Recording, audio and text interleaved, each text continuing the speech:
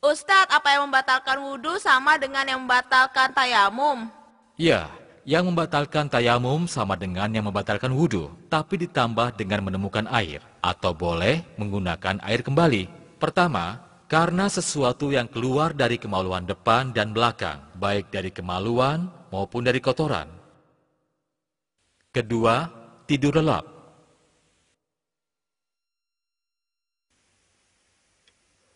Ketiga, hilang akal atau gila.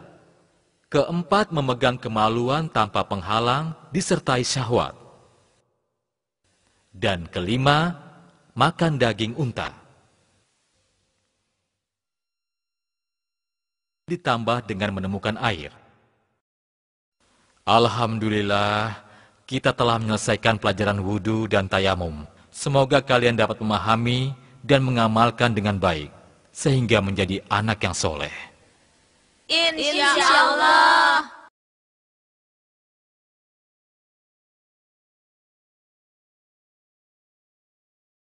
Anak-anak, pelajaran hari ini kita cukupkan sampai di sini. Ingat, apa yang sudah kalian ketahui harus diamalkan. Jangan lupa itu. Insya Allah Ustadz, kami akan melaksanakan. Bagus. Ustadz juga selalu berdoa untuk kalian semua. Tapi ingat, begitu keluar sekolah, langsung pulang. Ya? Wassalamualaikum warahmatullahi wabarakatuh. Waalaikumsalam warahmatullahi wabarakatuh. Pelan-pelan saja. Jangan lari. Duluan ya. Juga aku.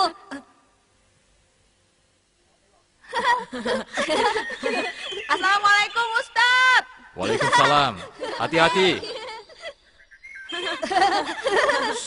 Jangan berisik. Ayo cepat, kamu aja. Ya, kamu aja. Ayo dong, tadi katanya berani. Ya, keburu lewat deh. Aduh, Ya udah, kalau memang kita mau, kita kejar aja. Ayo. Ustadz, Ustaz, Ustaz, Tunggu. tunggu. Ustadz. tunggu Ustadz. Ustadz. Ustaz, Ustadz. tunggu. Tunggu. Hei, ada apa?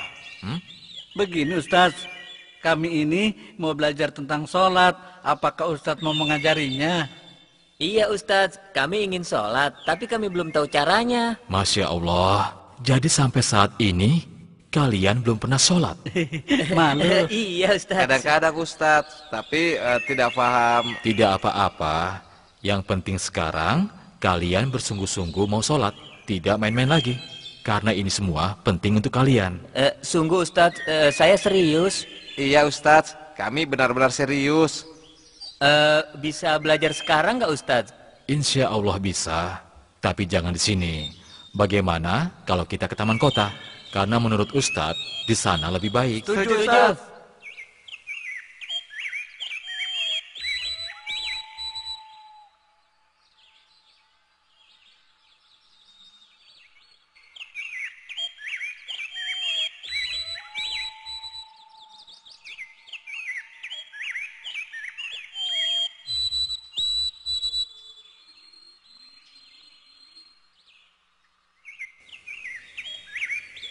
Subhanallah, indah sekali pemandangannya.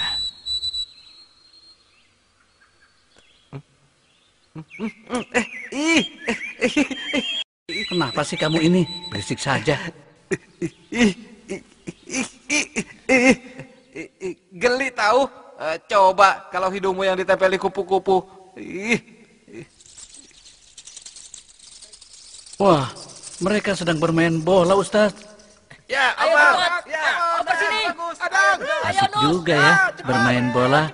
Bagaimana kalau aku ikut bermain bola? Boleh nggak? Aduh, kamu ini gimana? Tadi katanya kesini mau belajar sholat. Lihat orang main bola, tiba-tiba mau main bola. Belajar sholatnya kapan? Payah. Sebentar saja. Kalian duluan ya. Nanti aku akan menyusulnya. Aku datang. Hadang.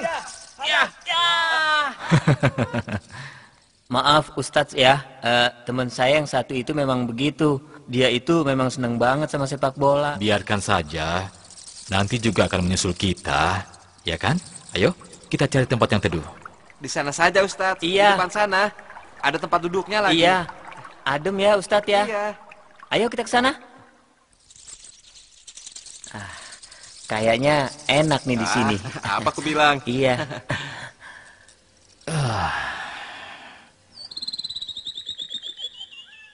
Tahyib kita mulai dari mana? Kalian sudah tahu kewajiban sholat 5 kali. Alhamdulillah Ustadz, kami tahu.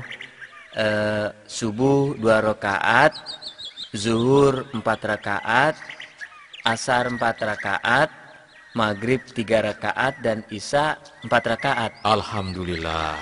Wah, itu bagus sekali.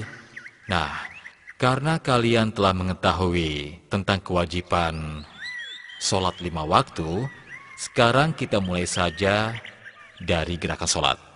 Sekarang, tolong kalian perhatikan baik-baik, ya. Pertama-tama, niat dalam hati untuk sholat yang akan dilaksanakan. Lalu berdiri tegak menghadap kiblat, sebagaimana hadis riwayat Imam Bukhari dan Muslim. Muka menghadap ke tempat sujud, sebagaimana hadis yang diriwayatkan oleh Al-Baihaqi dan Al-Hakim. Jika menjadi imam atau sholat sendirian, maka harus meletakkan sutra atau pembatas di depan tempat sujud, sebagaimana hadis riwayat Al-Bukhari, Muslim, dan Huzaimah.